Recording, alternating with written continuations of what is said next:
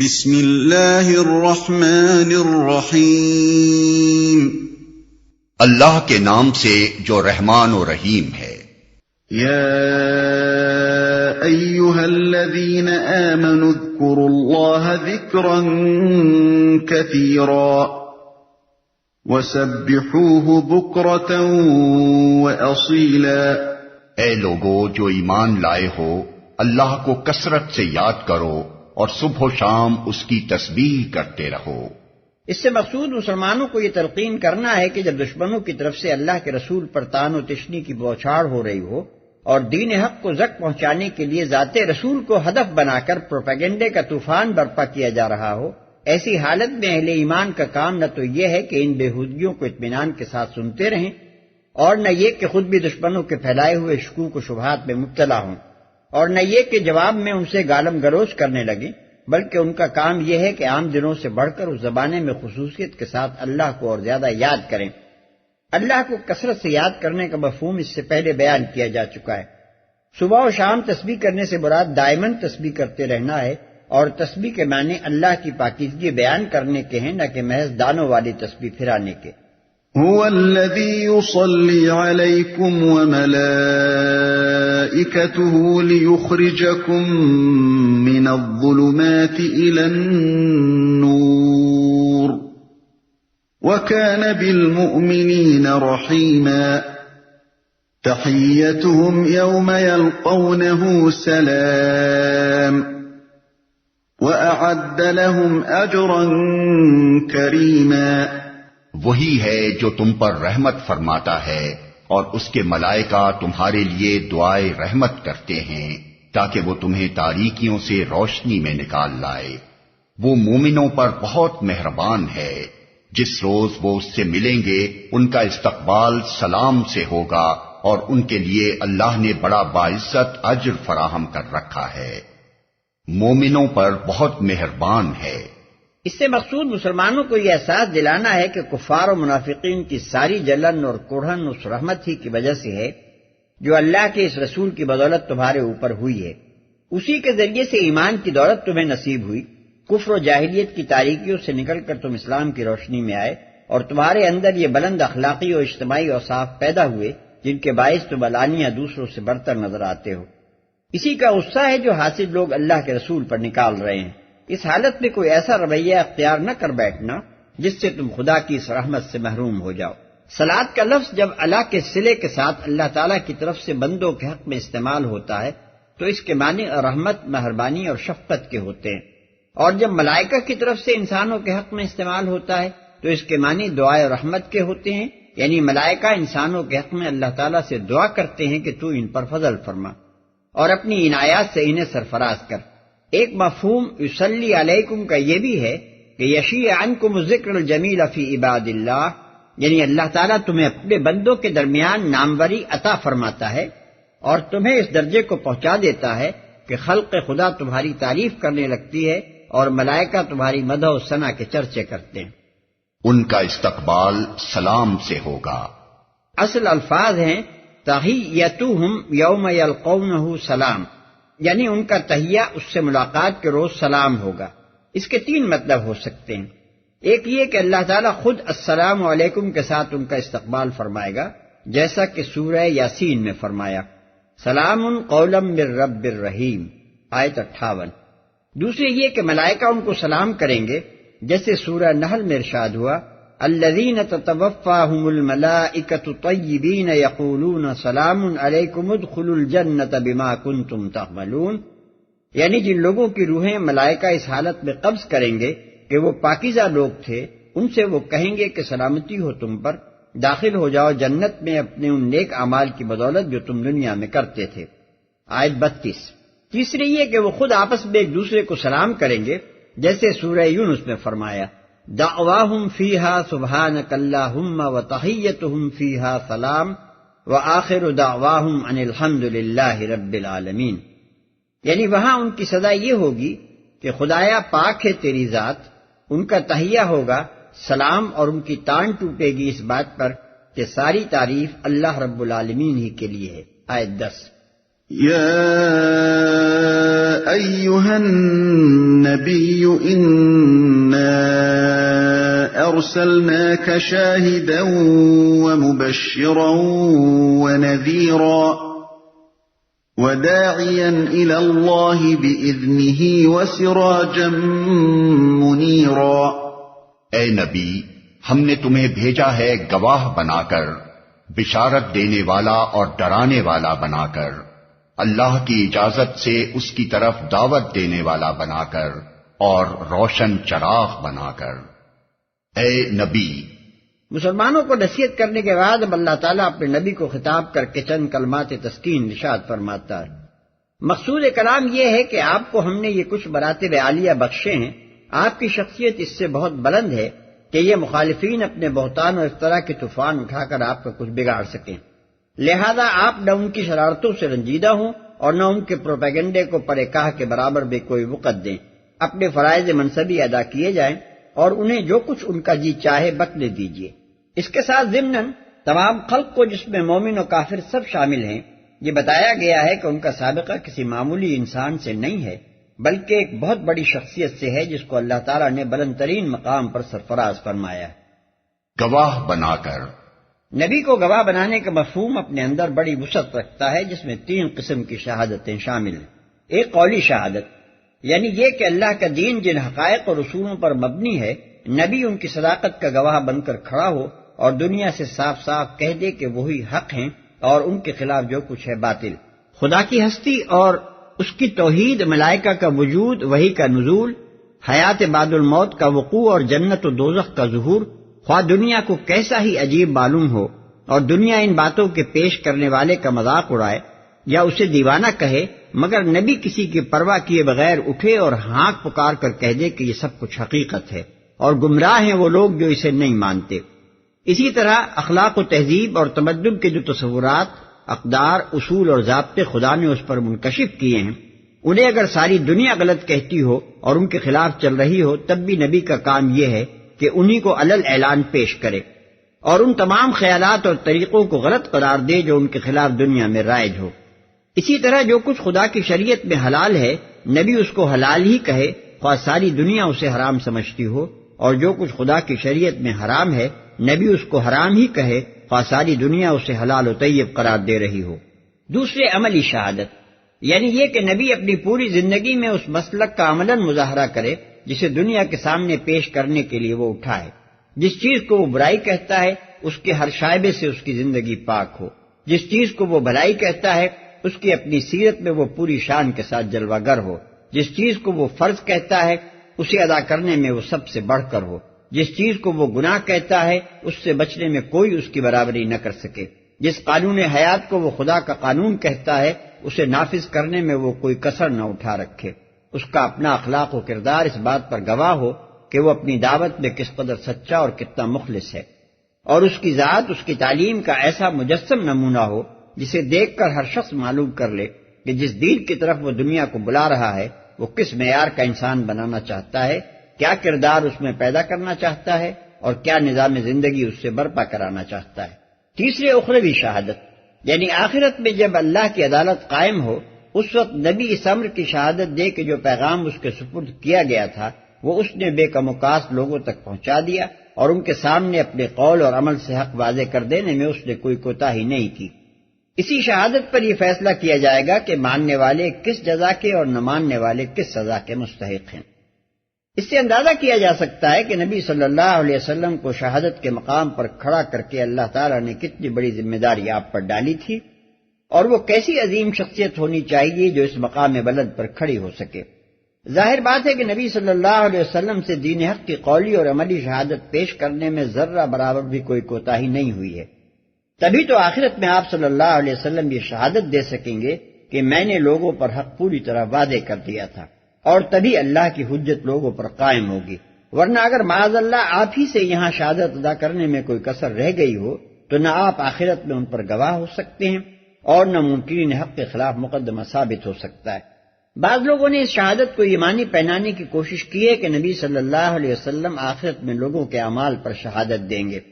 اور اس سے وہ یہ استدلال کرتے ہیں کہ حضور صلی اللہ علیہ وسلم تمام لوگوں کے اعمال کو دیکھ رہے ہیں،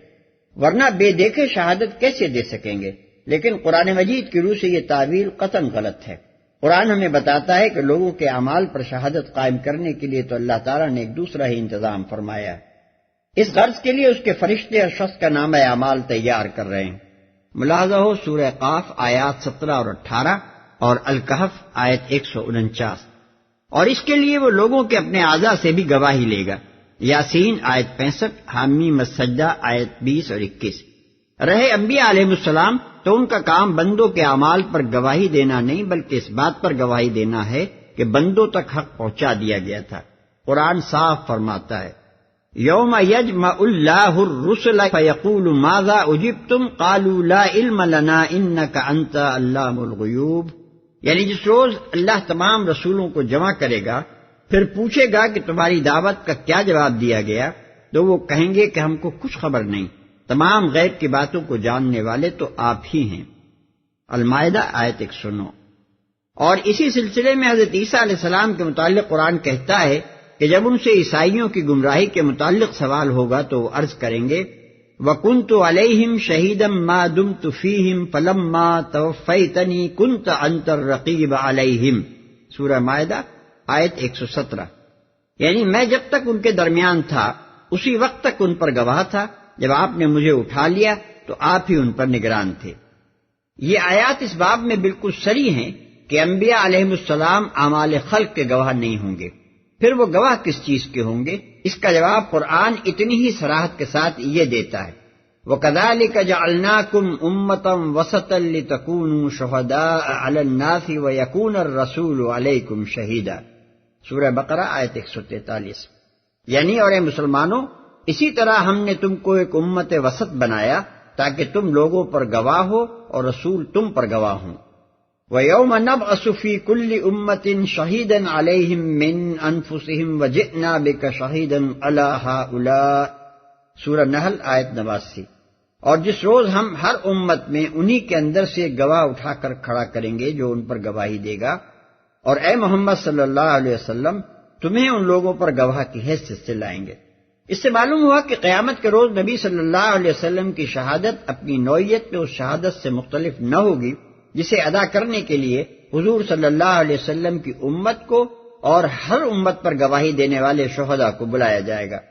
ظاہر ہے کہ اگر یہ شہادت اعمال کی ہو تو ان سب کا بھی حاضر و ناظر ہونا لازم آتا ہے،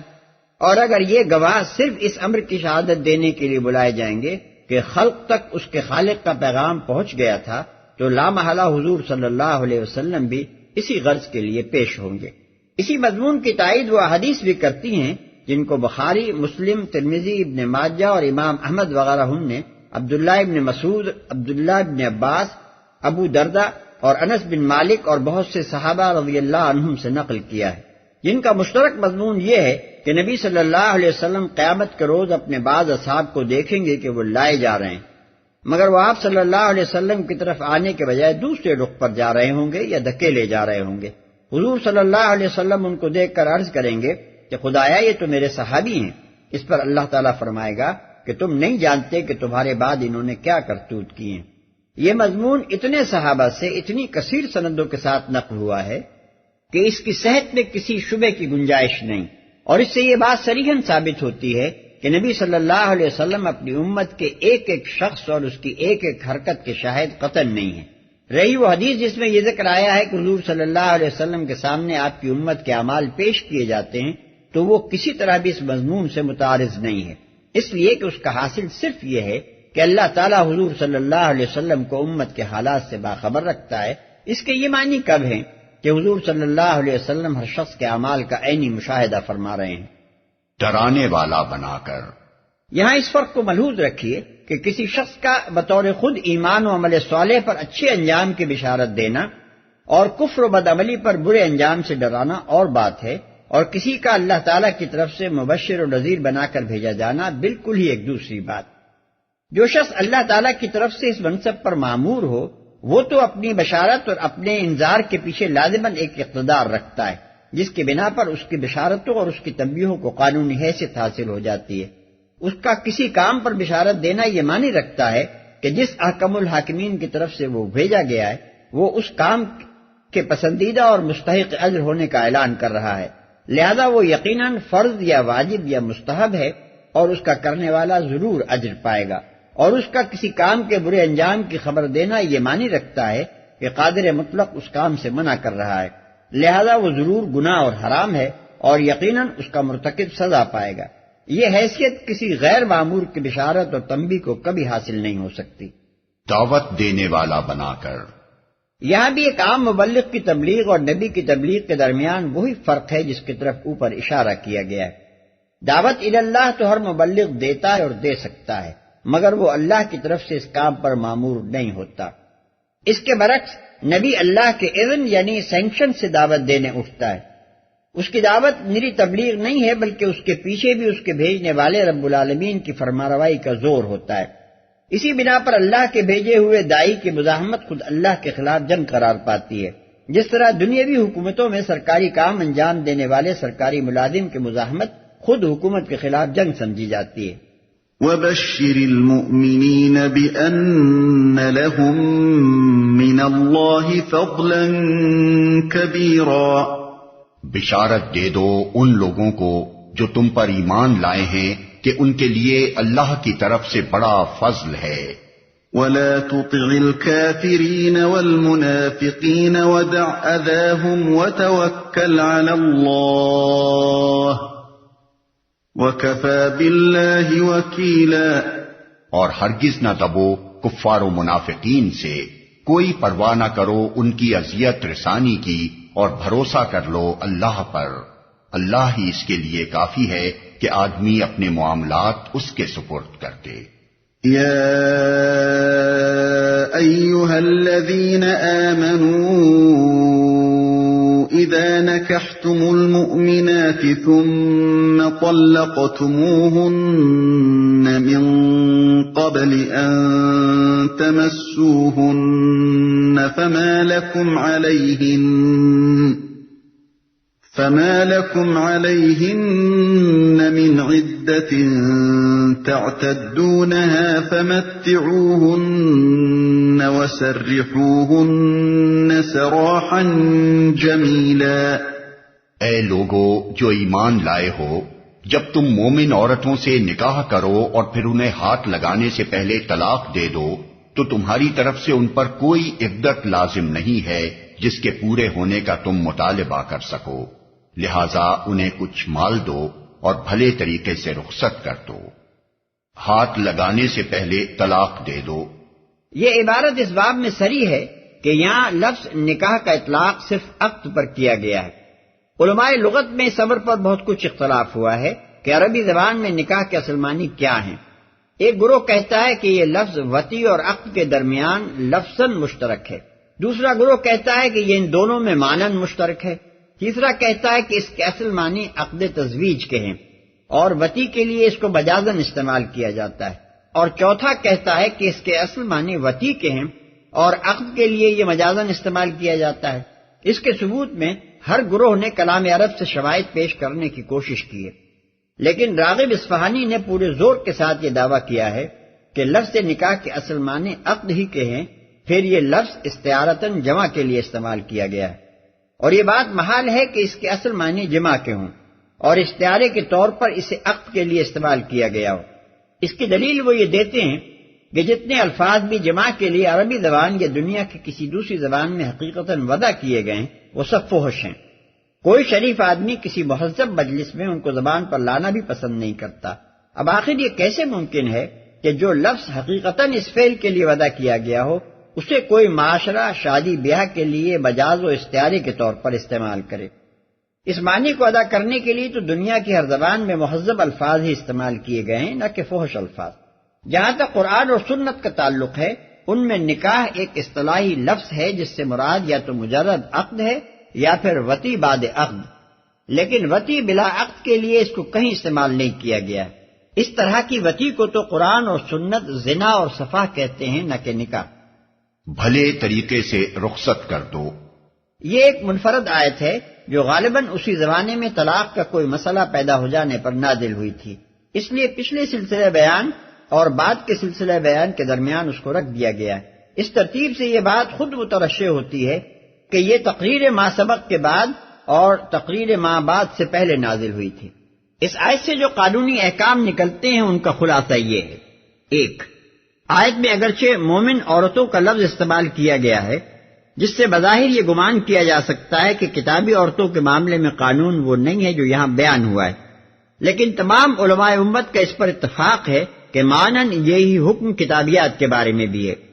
یعنی کتابی عورت سے بھی کسی مسلمان نے نکاح کیا ہو تو اس کی طلاق، اس کے مہر، اس کی عدت اور اس کو متع طلاق دینے کے جملہ احکام وہی ہیں جو مومن عورت سے نکاح کی صورت میں ہیں۔ علماء کا اس پر بھی اتفاق ہے کہ اللہ تعالیٰ نے یہاں مخصوص طور پر صرف مومن عورتوں کا ذکر جو کیا ہے، اس سے مقصود دراصل اس بات کی طرف اشارہ کرنا ہے کہ مسلمانوں کے لیے مومن عورتیں ہی موضوع ہیں۔ یہودی اور عیسائی عورتوں سے نکاح جائز ضرور ہے مگر مناسب اور پسندیدہ نہیں ہے۔ بالفاظ دیگر قرآن کے اس انداز بیان سے یہ بات مترشح ہوتی ہے کہ اللہ تعالیٰ کے نزدیک اہل ایمان سے متوقع یہی ہے کہ وہ مومن عورتوں سے نکاح کریں گے۔ 2. ہاتھ لگانے یا مس کرنے سے مراد لغت کے اعتبار سے تو محض چھونا ہے، لیکن یہاں یہ لفظ کنایتاً مباشرت کے لیے استعمال ہوا ہے۔ اس لحاظ سے ظاہر آیت کا تقاضا یہ ہے کہ اگر شوہر نے مباشرت نہ کی ہو تو خواہ وہ عورت کے پاس تنہائی میں رہا ہو بلکہ اسے ہاتھ بھی لگا چکا ہو تب بھی طلاق دینے کی صورت میں عدت لازم نہ آئے۔ لیکن فقہا نے برسبیل احتیاط کی حکم لگایا ہے کہ اگر خلوت صحیحہ ہو جائے یعنی جس میں مباشرت ممکن ہو تو اس کے بعد طلاق دینے کی صورت میں عدت لازم آئے گی اور سقوط عدت صرف اس حالت میں ہوگا جبکہ خلوت سے پہلے طلاق دے دی گئی ہو۔ 3. طلاق قبل خلوت کی صورت میں عدت ساقط ہو جانے کے معنی یہ ہے کہ اس صورت میں مرد کا حق رجوع باقی نہیں رہتا اور عورت کو یہ حاصل ہو جاتا ہے کہ طلاق کے فوراً بعد جس سے چاہے نکاح کر لے۔ لیکن یاد رکھنا چاہیے کہ یہ حکم صرف طلاق قبل خلوت کا ہے۔ اگر خلوت سے پہلے عورت کا شوہر مر جائے تو اس صورت میں عدت وفات ساقط نہیں ہوتی بلکہ عورت کو وہی 4 مہینے 10 دن کی عدت گزارنی ہوتی ہے جو منکوحہ مدخولہ کے لیے واجب ہے۔ عدت سے مراد وہ مدت ہے جس کے گزرنے سے پہلے عورت کے لیے دوسرا نکاح جائز نہ ہو۔ 4. ما لکم علیہن من عدہ، یعنی تمہارے لیے ان پر کوئی عدت لازم نہیں ہے، کہ الفاظ اس امر پر دلالت کرتے ہیں کہ عدت عورت پر مرد کا حق ہے، لیکن اس کا یہ مطلب نہیں ہے کہ یہ صرف مرد ہی کا حق ہے۔ دراصل اس میں 2 حق اور بھی شامل ہیں، ایک حق اولاد اور دوسرے حق اللہ یا حق الشرع۔ مرد کا حق وہ اس بنا پر ہے کہ اس دوران میں اس کو رجوع کر لینے کا حق ہے، نیز اس بنا پر کہ اس کی اولاد کے نسب کا ثبوت اس بات پر منحصر ہے کہ عدت کے زمانے میں عورت کا حاملہ ہونا یا نہ ہونا ظاہر ہو جائے۔ اولاد کا حق اس میں شامل ہونے کی وجہ یہ ہے کہ اپنے باپ سے بچے کے نسب کا ثابت ہونا اس کے قانونی حقوق قائم ہونے کے لیے ضروری ہے، اور اس کے اخلاقی مرتبے کا انحصار بھی اس امر پر ہے کہ اس کا نسب مشتبہ نہ ہو۔ پھر اس میں حق اللہ یا حق الشرع اس لیے شامل ہو جاتا ہے کہ اگر لوگوں کو اپنے اور اپنی اولاد کے حقوق کی پرواہ نہ بھی ہو تو خدا کی شریعت ان حقوق کی حفاظت ضروری سمجھتی ہے۔ یہی وجہ ہے کہ اگر کوئی مرد کسی عورت کو یہ پروانہ بھی لکھ کر دے دے کہ میرے مرنے کے بعد یا مجھ سے طلاق لے لینے کے بعد تیرے اوپر میری طرف سے کوئی عدت واجب نہ ہوگی تب بھی شریعت کسی حال میں اس کو ساقط نہ کرے گی۔ 5. فَمَتِّعُوهُنَّ وَسَرِّحُوهُنَّ سَرَاحًا جَمِيلًا، یعنی ان کو کچھ مال دو اور بھلی طریقے سے رخصت کر دو۔ اس حکم کا منشا 2 طریقوں میں سے کسی ایک طریقے پر پورا کرنا ہوگا۔ اگر نکاح کے وقت مہر مقرر کیا گیا تھا اور پھر خلوت سے پہلے طلاق دے دی گئی تو اس صورت میں نصف مہر دینا واجب ہوگا، جیسا کہ سورہ بقرہ کی آیت 237 میں ارشاد ہوا ہے۔ اس واجب سے زائد کچھ دینا لازم نہیں ہے مگر مستحب ہے۔ مثلا یہ بات پسندیدہ ہے کہ نصف مہر دینے کے ساتھ مرد وہ جوڑا بھی عورت کے پاس ہی رہنے دے جو دلہن بننے کے لیے اسے بھیجا گیا تھا، یا اور کچھ سامان اگر شادی کے موقع پر اسے دیا گیا تھا تو وہ واپس ڈالے۔ لیکن اگر نکاح کے وقت مہر مقرر نہ کیا گیا ہو تو اس صورت میں عورت کو کچھ نہ کچھ دے کر رخصت کرنا واجب ہے، اور یہ کچھ نہ کچھ آدمی کی حیثیت اور مقدرت کے مطابق ہونا چاہیے، جیسا کہ سورہ بقرہ کی آیت 236 میں فرمایا گیا ہے۔ علماء کا ایک گروہ اس بات کا بھی قائل ہے کہ متع طلاق دینا بہرحال واجب ہے، خواہ مہر مقرر کیا گیا ہو یا نہ کیا گیا ہو۔ اسلامی فقہ کی اصطلاح میں متع طلاق اس مال کو کہتے ہیں جو طلاق دے کر رخصت کرتے وقت عورت کو دیا جاتا ہے۔ 6. بھلے طریقے سے رخصت کرنے کا مطلب صرف اتنا ہی نہیں ہے کہ عورت کو کچھ نہ کچھ دے کر رخصت کیا جائے، بلکہ اس میں یہ بات بھی شامل ہے کہ کسی تھکا فضیحتی کے بغیر شریفانہ طریقے سے علیحدگی اختیار کر لی جائے۔ ایک آدمی کو اگر عورت پسند نہیں آئی ہے یا کوئی اور وجہ شکایت پیدا ہوئی ہے جس کی بنا پر وہ اس عورت کو نہیں رکھنا چاہتا، تو بھلے آدمیوں کی طرح اسے طلاق دے اور رخصت کر دے۔ یہ نہیں ہونا چاہیے کہ وہ اس کے عیوب لوگوں کے سامنے بیان کرے اور اپنی شکایتوں کے دفتر کھولے تاکہ کوئی دوسرا بھی اس عورت کو قبول کرنے کے لیے تیار نہ ہو۔ قرآن کے اس ارشاد سے صاف طور پر ظاہر ہوتا ہے کہ طلاق کے نفاذ کو کسی پنچایت یا عدالت کی اجازت کے ساتھ معلق کرنا خدائی تشریع کی حکمت و مصلحت کے بالکل خلاف ہے، کیونکہ اس صورت میں بھلے طریقے سے رخصت کرنے کا کوئی امکان نہیں رہتا، بلکہ مرد نہ بھی چاہے تو تھکا فضیحتی اور بدنامی اور رسوائی ہو کر رہتی ہے۔ علاوہ بری آیت کے الفاظ میں اس امر کی کوئی گنجائش بھی نہیں ہے کہ مرد کا اختیار طلاق کسی پنچایت یا عدالت کی اجازت کے ساتھ مشروط ہو۔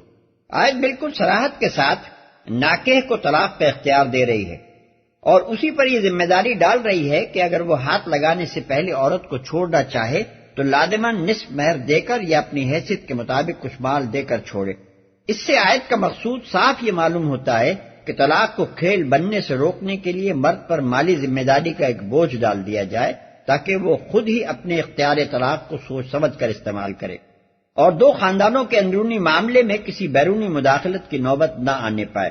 بلکہ شوہر سرے سے کسی کو یہ بتانے پر مجبور ہی نہ ہو کہ وہ بیوی کو کیوں چھوڑ رہا ہے۔ 7 ابن عباس، سعید بن المسیب، حسن بصری، علی بن الحسین یعنی زین العابدین، امام شافعی اور امام احمد بن حنبل نے آیت کے الفاظ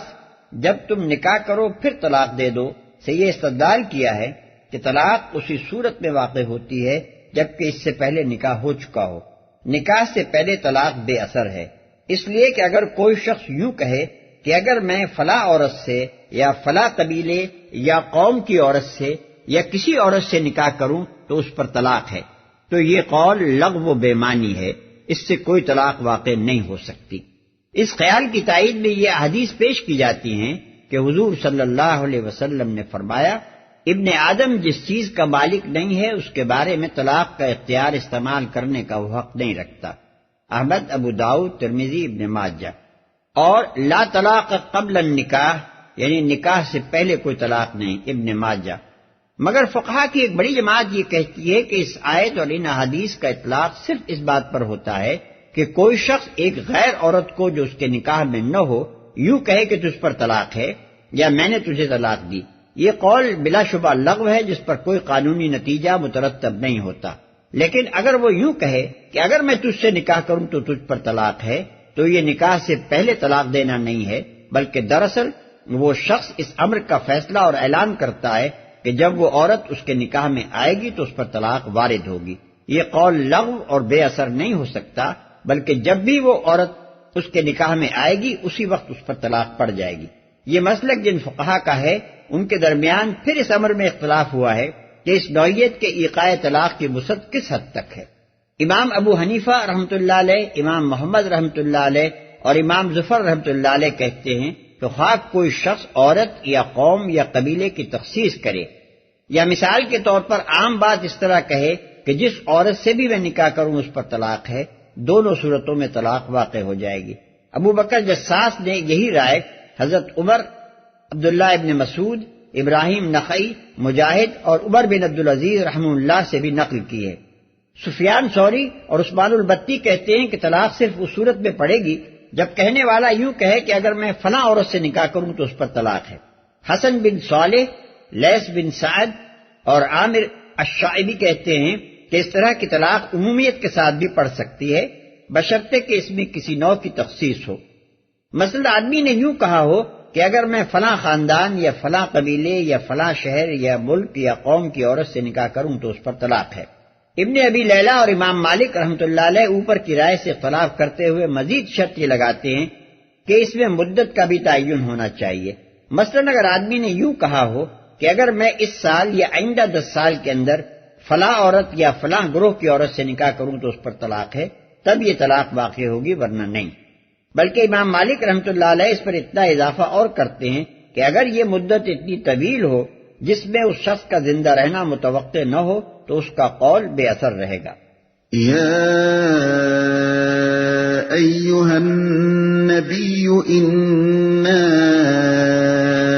أحللنا لك أزواجك اللاتي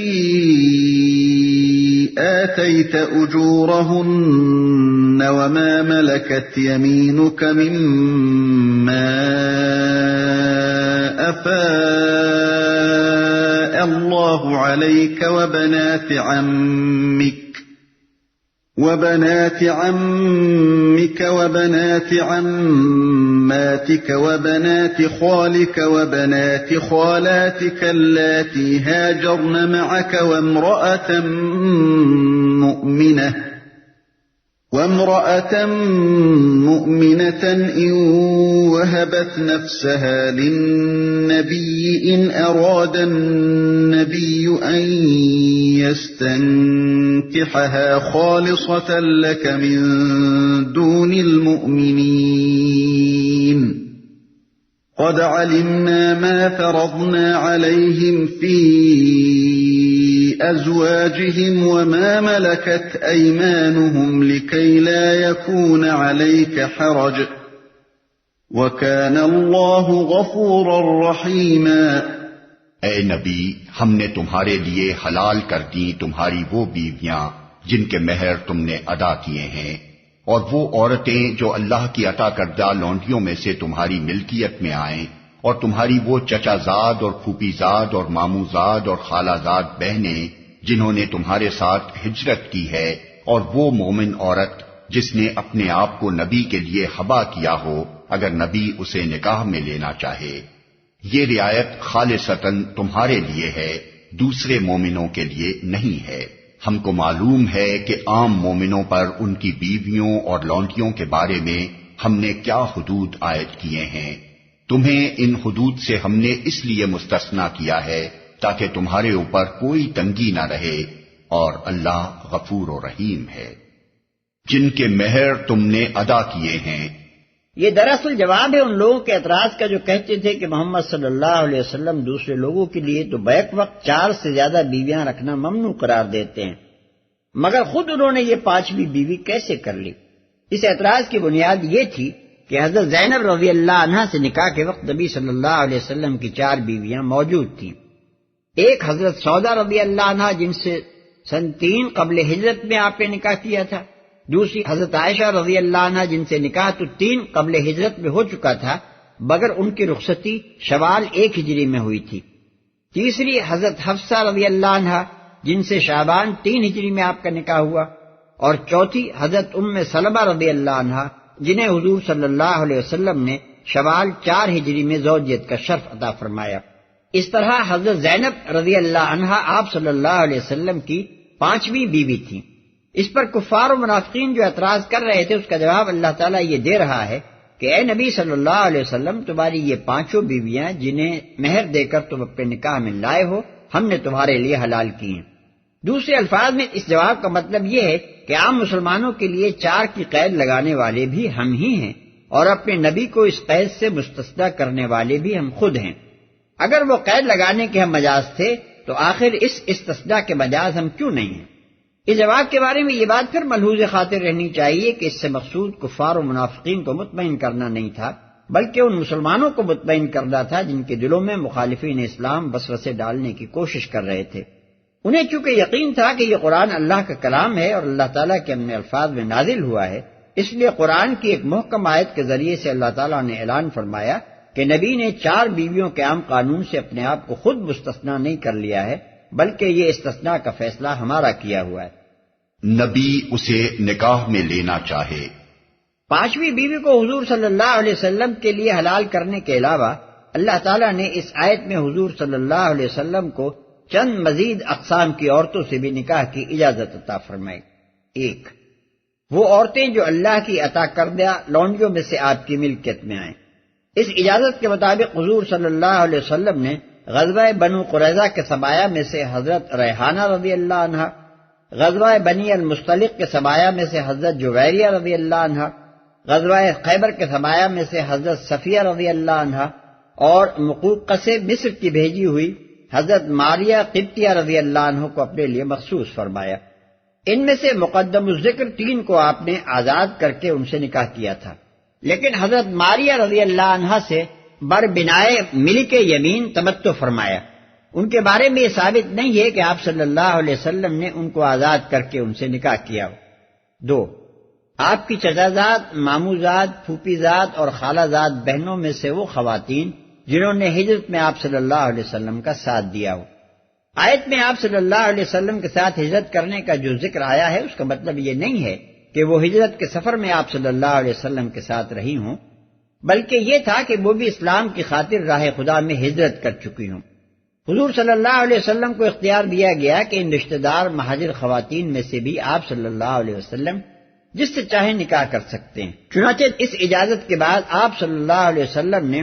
7 ہجری میں حضرت ام حبیبہ رضی اللہ عنہ سے نکاح فرمایا۔ ضمناً اس آیت میں یہ صراحت بھی ہے کہ چچا، ماموں، پھوپھی اور خالہ کی بیٹیاں ایک مسلمان کے لیے حلال ہیں۔ اس معاملے میں اسلامی شریعت عیسائی اور یہودی دونوں مذہبوں سے مختلف ہے۔ عیسائیوں کے ہاں کسی ایسی عورت سے نکاح نہیں ہو سکتا جس سے 7 پشت تک مرد کا نسب ملتا ہو، اور یہودیوں کے ہاں سگی بھانجی اور بھتیجی تک سے نکاح جائز ہے۔ 3، وہ مومن عورت جو اپنے آپ کو نبی صلی اللہ علیہ وسلم کے لیے ہبہ کرے، یعنی بلا مہر اپنے آپ کو حضور صلی اللہ علیہ وسلم کے نکاح میں دینے کے لیے تیار ہو اور حضور صلی اللہ علیہ وسلم اسے قبول کرنا پسند فرمائیں۔ اس اجازت کی بنا پر آپ صلی اللہ علیہ وسلم نے شوال 7 ہجری میں حضرت میمونہ رضی اللہ عنہا کو اپنی زوجیت میں لیا، لیکن آپ صلی اللہ علیہ وسلم نے یہ پسند نہ کیا کہ مہر کے بغیر ان کے ہبہ سے فائدہ اٹھائیں، اس لیے آپ صلی اللہ علیہ وسلم نے ان کی کسی خواہش اور مطالبے کے بغیر ان کو بہر عطا فرمایا۔ بعض مفسرین یہ کہتے ہیں کہ حضور صلی اللہ علیہ وسلم کے نکاح میں کوئی محبوبہ بیوی نہ تھی، مگر اس کا مطلب دراصل یہ ہے کہ آپ صلی اللہ علیہ وسلم نے ہبہ کرنے والی بیوی کو بھی مہر دیے بغیر نہ رکھا۔ دوسرے مومنوں کے لیے نہیں ہے۔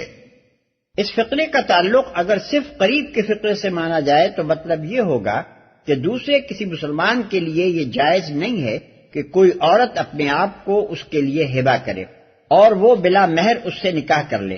اور اگر اس کا تعلق اوپر کی پوری عبارت سے مانا جائے تو اس سے مراد یہ ہوگی کہ 4 سے زیادہ نکاح کرنے کی رعایت بھی صرف حضور صلی اللہ علیہ وسلم کے لیے ہے، عام مسلمانوں کے لیے نہیں ہے۔ اس آیت سے یہ بات بھی معلوم ہوئی کہ کچھ احکام نبی صلی اللہ علیہ وسلم کے لیے خاص ہیں جن میں امت کے دوسرے لوگ آپ صلی اللہ علیہ وسلم کے ساتھ شریک نہیں ہیں۔ قرآن و سنت کے تتبع سے ایسے متعدد احکام کا پتہ چلتا ہے۔ مثلا حضور صلی اللہ علیہ وسلم کے لیے نماز تہجد فرض تھی اور باقی تمام امت کے لیے وہ نفل ہے۔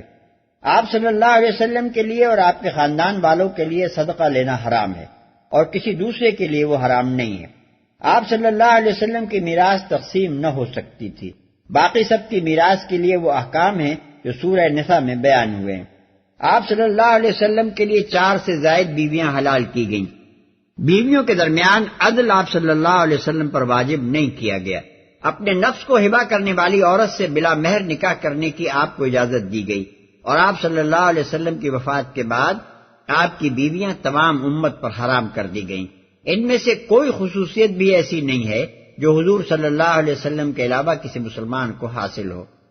مفسرین نے آپ صلی اللہ علیہ وسلم کی ایک خصوصیت یہ بھی بیان کی ہے کہ آپ صلی اللہ علیہ وسلم کے لیے کتابیہ عورت سے نکاح ممنوع تھا، حالانکہ باقی امت کے لیے وہ حلال ہے۔ کوئی تنگی نہ رہے۔ یہ وہ مصلحت ہے جس کی بنا پر اللہ تعالیٰ نے نبی صلی اللہ علیہ وسلم کو عام قاعدے سے مستثنیٰ فرمایا۔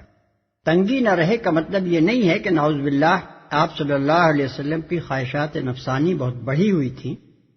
اس لیے آپ صلی اللہ علیہ وسلم کو بہت سی بیویاں کرنے کی اجازت دے دی گئی تاکہ آپ صلی اللہ علیہ وسلم صرف 4 بیویوں تک محدود رہنے میں تنگی محسوس نہ فرمائیں۔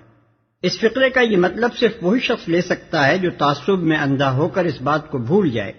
کہ محمد صلی اللہ علیہ وسلم نے 25 سال کی عمر میں ایک ایسی خاتون سے شادی کی تھی جن کی عمر اس وقت 40 سال تھی،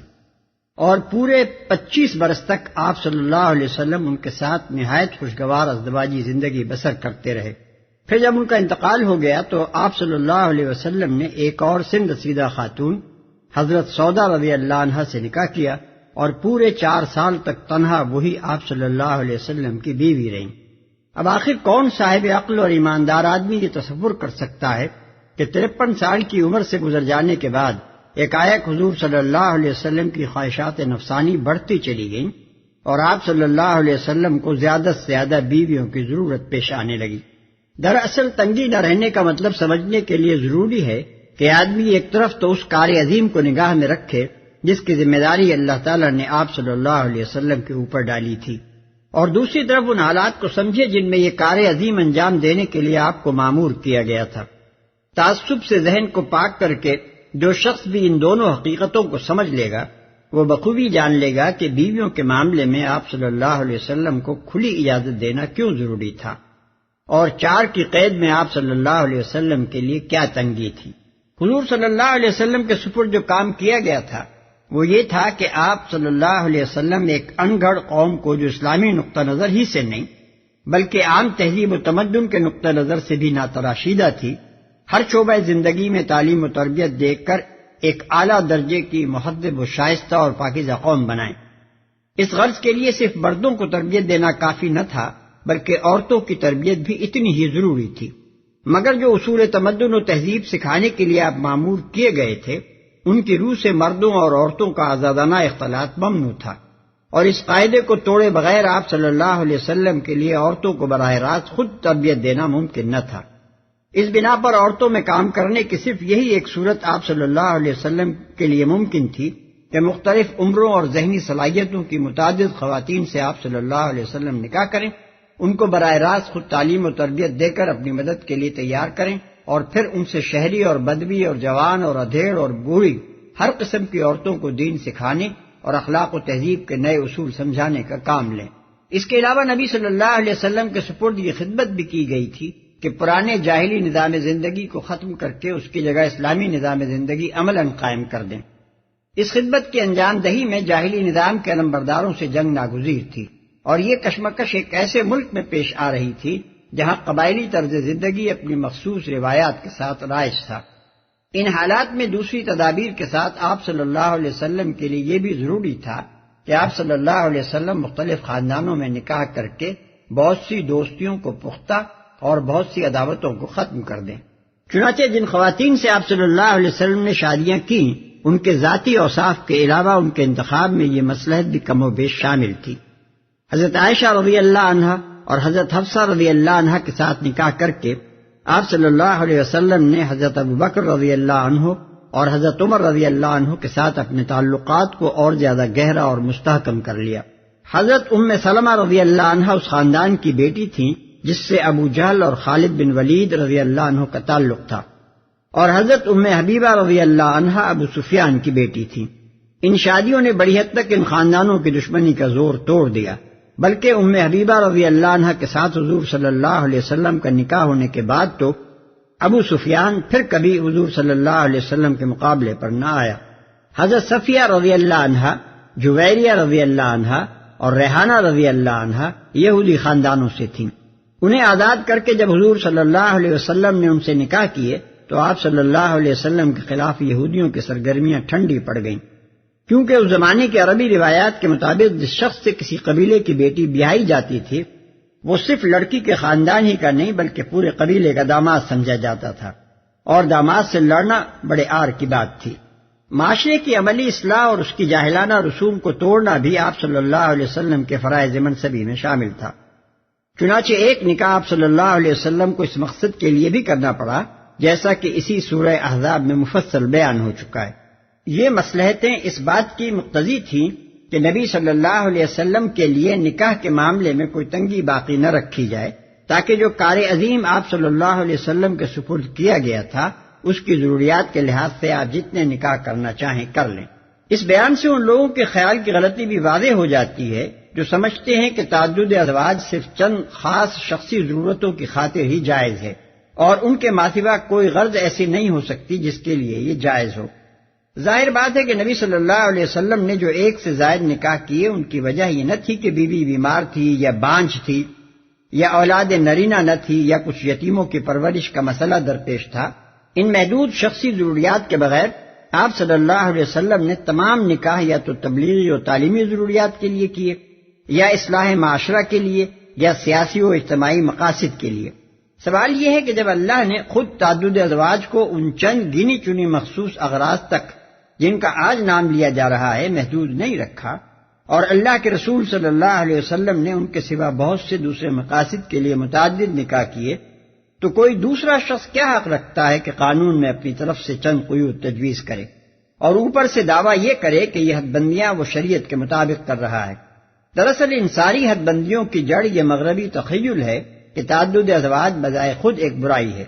اسی تخیل کی بنا پر یہ نظریہ پیدا ہوا ہے کہ یہ فعل حرام اگر کبھی حلال ہو بھی سکتا ہے تو صرف شدید ناگزیر ضروریات کے لیے ہو سکتا ہے۔ اب اس درآمد شدہ تخیل پر اسلام کا جعلی ٹھپا لگانے کی چاہے کتنی ہی کوشش کی جائے، قرآن و سنت اور پوری امت مسلمہ کا لٹریچر اس سے قطعاً ناآشنا ہے۔ ترجی من تشاء منهن وتؤوي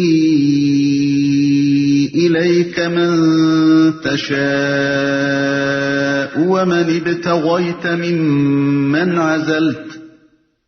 ومن ابتغيت ممن عزلت فلا جناح عليك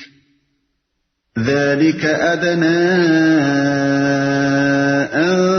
تقر أعينهن ولا يحزن ويرضين بما آتيتهن كلهن والله يعلم ما في قلوبكم وكان الله عليما حليما۔ تم کو اختیار دیا جاتا ہے کہ اپنی بیویوں میں سے جس کو چاہو اپنے سے الگ رکھو، جسے چاہو اپنے ساتھ رکھو، اور جسے چاہو الگ رکھنے کے بعد اپنے پاس بلا لو۔ اس معاملے میں تم پر کوئی مضائقہ نہیں ہے۔ اس طرح زیادہ متوقع ہے کہ ان کی آنکھیں ٹھنڈی رہیں گی اور وہ رنجیدہ نہ ہوں گی، اور جو کچھ بھی تم ان کو دو گے اس پر وہ سب راضی رہیں گی۔ اللہ جانتا ہے جو کچھ تم لوگوں کے دلوں میں ہے، اور اللہ علیم و حلیم ہے۔ سب راضی رہیں گی۔ اس آیت سے مقصود نبی صلی اللہ علیہ وسلم کو خانگی زندگی کی الجھنوں سے نجات دلانا تھا، تاکہ آپ صلی اللہ علیہ وسلم پورے سکون کے ساتھ اپنا کام کر سکیں۔ جب اللہ تعالیٰ نے صاف الفاظ میں حضور صلی اللہ علیہ وسلم کو پورے اختیارات دے دیے کہ ازواج مطہرات میں سے جس کے ساتھ جو برتاؤ چاہیں کریں،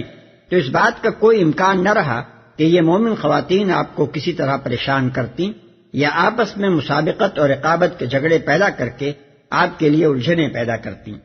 لیکن اللہ تعالیٰ سے یہ اختیار پا لینے کے بعد بھی حضور صلی اللہ علیہ وسلم نے تمام ازواج کے درمیان پورا عدل فرمایا، کسی کو کسی پر ترجیح نہ دی، اور باقاعدہ باری مقرر کر کے آپ صلی اللہ علیہ وسلم سب کے ہاں تشریف لے جاتے رہے۔ محدثین میں سے صرف ابو رزین یہ بیان کرتے ہیں کہ حضور صلی اللہ علیہ وسلم نے صرف 4 بیویوں یعنی حضرت عائشہ رضی اللہ عنہا، حضرت حفصہ رضی اللہ عنہا، حضرت زینب رضی اللہ عنہا اور حضرت ام سلمہ رضی اللہ عنہا کو باریوں کی تقسیم میں شامل کیا تھا، اور باقی ازواج کے لیے کوئی باری مقرر نہ کی تھی۔ لیکن دوسرے تمام محدثین و مفسرین اس کی تردید کرتے ہیں اور نہایت قوی روایات سے اس امر کا ثبوت پیش کرتے ہیں کہ اس اختیار کے بعد بھی حضور صلی اللہ علیہ وسلم تمام ازواج کے ہاں باری باری سے جاتے تھے اور سب سے یکساں برتاؤ کرتے تھے۔ بخاری، مسلم، نسائی اور ابو داؤد وغیرہ ہم حضرت عائشہ رضی اللہ عنہا کا قول نقل کرتے ہیں کہ اس آیت کے نزول کے بعد بھی حضور صلی اللہ علیہ وسلم کا طریقہ یہی رہا کہ آپ صلی اللہ علیہ وسلم ہم میں سے کسی بیوی کی باری کے دن دوسری بیوی کے ہاں جاتے تو اس سے اجازت لے کر جاتے تھے۔ ابو بکر جساس عروہ بن زبیر کی روایت نقل کرتے ہیں کہ حضرت عائشہ رضی اللہ عنہا نے ان سے فرمایا، رسول اللہ صلی اللہ علیہ وسلم باریوں کی تقسیم میں ہم میں سے کسی کو کسی پر ترجیح نہ دیتے تھے، اگرچہ کم ہی ایسا ہوتا تھا کہ آپ صلی اللہ علیہ وسلم کسی روز اپنی سب بیویوں کے ہاں نہ جاتے ہوں، مگر جس بیوی کی باری کا دن ہوتا تھا اس کے سوا کسی دوسری بیوی کو چھوتے تک نہ تھے۔ اور یہ روایت بھی حضرت عائشہ رضی اللہ عنہا ہی کی ہے کہ جب حضور صلی اللہ علیہ وسلم اپنی آخری بیماری میں مبتلا ہوئے اور نقل و حرکت آپ صلی اللہ علیہ وسلم کے لیے مشکل ہو گئی تو آپ صلی اللہ علیہ وسلم نے سب بیویوں سے اجازت طلب کی کہ مجھے عائشہ رضی اللہ عنہا کے ہاں رہنے دو، اور جب سب نے اجازت دے دی تب آپ صلی اللہ علیہ وسلم نے آخری زمانہ حضرت عائشہ رضی اللہ عنہا کے ہاں گزارا۔ ابن ابی حاتم امام زہری کا قول نقل کرتے ہیں کہ نبی صلی اللہ علیہ وسلم کا کسی بیوی کو باری سے محروم کرنا ثابت نہیں ہے، اس سے صرف حضرت سودا رضی اللہ عنہا مستثنیٰ ہیں، جنہوں نے خود اپنی باری بخوشی حضرت عائشہ رضی اللہ عنہا کو بخش دی تھی، کیونکہ وہ بہت سن رسیدہ ہو چکی تھیں۔ اس مقام پر کسی کے دل میں یہ شبہ نہ رہنا چاہیے کہ اللہ نے معاذ اللہ اس آیت میں اپنے نبی کے ساتھ کوئی بیجا رعایت کی تھی اور ازواج مطہرات کے ساتھ حق تلفی کا معاملہ فرمایا تھا۔ دراصل جن عظیم مصالح کی خاطر نبی صلی اللہ علیہ وسلم کو بیویوں کی تعداد کے معاملے میں عام قاعدے سے مستثنیٰ کیا گیا تھا، انہی مصالح کا تقاضا یہ بھی تھا کہ آپ صلی اللہ علیہ وسلم کو خانگی زندگی کا سکون بہم پہنچایا جائے اور ان اسباب کا سدباب کیا جائے جو آپ صلی اللہ علیہ وسلم کے لیے پریشان خاطری کے موجب ہو سکتے ہوں۔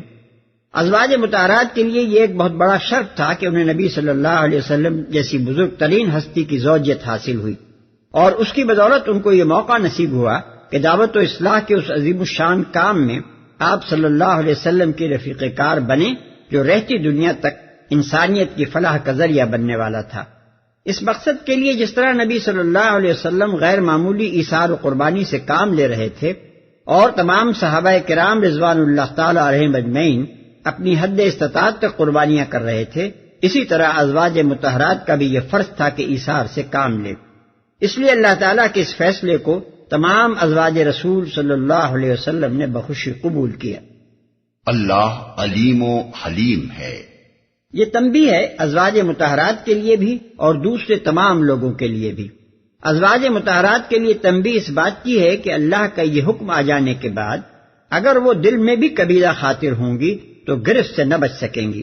اور دوسرے لوگوں کے لیے اس میں یہ تنبیہ ہے کہ نبی صلی اللہ علیہ وسلم کی ازدواجی زندگی کے متعلق کسی طرح کی بدگمانی بھی اگر انہوں نے اپنے دل میں رکھی یا فکر و خیال کے کسی گوشے میں بھی کوئی وسوسہ پالتے رہے تو اللہ سے ان کی یہ چوری چھپی نہ رہ جائے گی۔ اس کے ساتھ اللہ کی صفت حلم کا بھی ذکر کر دیا گیا ہے تاکہ آدمی کو یہ معلوم ہو جائے کہ نبی صلی اللہ علیہ وسلم کی شان میں گستاخی کا تخیل بھی اگرچہ سخت سزا کا مستوجب ہے، لیکن جس کے دل میں کبھی ایسا کوئی وسوسہ آیا ہو وہ اگر اسے نکال دے تو اللہ تعالیٰ کے ہاں معافی کی امید ہے۔ لا يحل لك النساء من بعد ولا أن تبدل بهن من أزواج ولو أعجبك حسنهن إلا ما ملكت يمينك وَكَانَ اللَّهُ عَلَى كُلِّ شَيْءٍ رَقِيبًا۔ اس کے بعد تمہارے لیے دوسری عورتیں حلال نہیں ہیں اور نہ اس کی اجازت ہے کہ ان کی جگہ اور بیویاں لے آؤ، خواہ ان کا حسن تمہیں کتنا ہی پسند ہو، البتہ لونڈیوں کی تمہیں اجازت ہے، اللہ ہر چیز پر نگراں ہے، تمہیں کتنا ہی پسند ہو۔ اس ارشاد کے دو مطلب ہیں، ایک یہ کہ جو عورتیں اوپر آیت نمبر 50 میں حضور صلی اللہ علیہ وسلم کے لیے حلال کی گئی ہیں ان کے سوا دوسری کوئی عورت اب آپ صلی اللہ علیہ وسلم کے لیے حلال نہیں ہے۔ دوسرے یہ کہ جب آپ کی ازواج مطہرات اس بات کے لیے راضی ہو گئی ہیں کہ تنگی و ترشی میں آپ صلی اللہ علیہ وسلم کا ساتھ دیں اور آخرت کے لیے دنیا کو انہوں نے تج دیا ہے اور اس پر بھی خوش ہیں کہ آپ صلی اللہ علیہ وسلم جو برتاؤ بھی ان کے ساتھ چاہیں کریں، تو اب آپ کے لیے یہ حلال نہیں ہے کہ ان میں سے کسی کو طلاق دے کر اس کی جگہ کوئی اور بیوی لے آئیں۔ تمہیں اجازت ہے۔ یہ آیت اس امر کی صراحت کر رہی ہے کہ منکوحہ بیویوں کے علاوہ مملوکہ عورتوں سے بھی تمتع کی اجازت ہے اور ان کے لیے تعداد کی کوئی قید نہیں ہے۔ اسی مضمون کی تصریح سورہ نساء آیت 3، سورہ مومنون آیت 6 اور سورہ معارج آیت 30 میں بھی کی گئی ہے۔ ان تمام آیات میں مملوکہ عورتوں کو منکوحہ ازواج کے بالمقابل ایک الگ صنف کی حیثیت سے بیان کیا گیا ہے اور پھر ان کے ساتھ ازواجی تعلق کو جائز قرار دیا گیا ہے۔ نیز سورہ نساء کی آیت 3 منکوحہ بیویوں کے لیے 4 کی حد مقرر کرتی ہے، مگر نہ اس جگہ اللہ تعالیٰ نے مملوکہ عورتوں کے لیے تعداد کی حد مقرر کی ہے اور نہ دوسری متعلقہ آیات میں ایسی کسی حد کی طرف اشارہ فرمایا، بلکہ یہاں نبی صلی اللہ علیہ وسلم کو خطاب کرتے ہوئے فرمایا جا رہا ہے کہ آپ صلی اللہ علیہ وسلم کے لیے اس کے بعد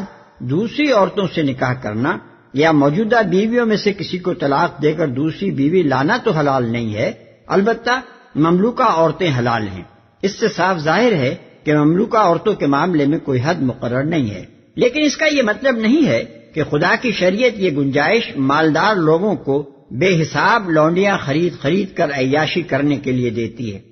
دراصل یہ تو ایک بیجا فائدہ ہے جو نفس پرست لوگوں نے قانون سے اٹھایا ہے۔ قانون بجائے خود انسانوں کی سہولت کے لیے بنایا گیا تھا، اس لیے نہیں بنایا گیا تھا کہ لوگ اس سے یہ فائدہ اٹھائیں۔ اس کی مثال بالکل ایسی ہے جیسے شریعت ایک مرد کو 4 تک بیویاں کرنے کی اجازت دیتی ہے اور اسے یہ حق بھی دیتی ہے کہ اپنی بیوی کو طلاق دے کر دوسری بیوی لے آئے۔ یہ قانون انسانی ضروریات کو ملحوظ رکھ کر بنایا گیا تھا۔ اب اگر کوئی شخص محض عیاشی کی خاطر یہ طریقہ اختیار کرے کہ 4 بیویوں کو کچھ مدت رکھ کر طلاق دیتا اور پھر ان کی جگہ بیویوں کی دوسری کھیپ لاتا چلا جائے تو یہ قانون کی گنجائش سے ناروا فائدہ اٹھانا ہے، جس کی ذمہ داری خود اسی شخص پر عائد ہوگی نہ کہ خدا کی شریعت پر۔ اسی طرح شریعت نے جنگ میں گرفتار ہونے والی عورتوں کو جبکہ ان کی قوم مسلمان قیدیوں سے ان کا تبادلہ کرنے یا فدیہ دے کر ان کو چھڑانے کے لیے تیار نہ ہو، لونڈی بنانے کی اجازت دی، اور جن اشخاص کی ملکیت میں وہ حکومت کی طرف سے دے دی جائیں ان کو یہ حق دیا کہ ان عورتوں سے تمتع کریں تاکہ ان کا وجود معاشرے کے لیے اخلاقی فساد کا سبب نہ بن جائے۔ پھر چونکہ لڑائیوں میں گرفتار ہونے والے لوگوں کی کوئی تعداد معین نہیں ہو سکتی تھی، اس لیے قانوناً اس امر کی بھی کوئی حد معین نہیں کی جا سکتی تھی کہ ایک شخص بیک وقت کتنے غلام اور کتنی لونڈیاں رکھ سکتا ہے۔ لونڈیوں اور غلاموں کی خرید و فروخت کو بھی اس بنا پر جائز رکھا گیا کہ اگر کسی لونڈی یا غلام کا نباہ ایک مالک سے نہ ہو سکے تو وہ کسی دوسرے شخص کی ملکیت میں منتقل ہو سکے، اور ایک ہی شخص کی دائمی ملکیت مالک و مملوک دونوں کے لیے عذاب نہ بن جائے۔ شریعت نے یہ سارے قواعد انسانی حالات و ضروریات کو ملحوظ رکھ کر سہولت کی خاطر بنائے تھے۔